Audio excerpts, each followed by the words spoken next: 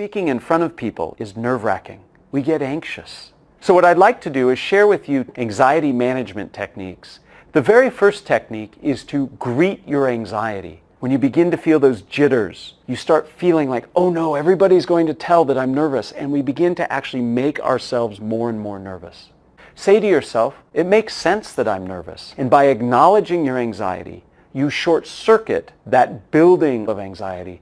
Another very useful technique is to work on breathing. Nervous speakers breathe very shallow. By simply taking some deep belly breaths prior to speaking, you slow down your blood pressure and your heart rate. It can help you tremendously. Too often, nervous speakers feel like everybody's attention is focused on analyzing and evaluating them. If your attention is on your audience and giving them what they need, that gives you less bandwidth to worry about yourself. Many of us, when we speak, worry about how bad things can go. If you expect success, that gives you more of a sense of control and a goal that you will be pleased to try to achieve. Reframing the speaking situation is one of the most powerful tools.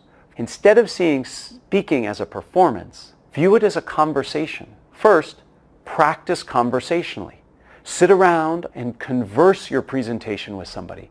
Second, use conversational language. Nervous speakers say things like, one must consider the ramifications. We don't talk that way. They should say things like, you should consider. Third, use questions. Questions are dialogic. Structure is absolutely critical.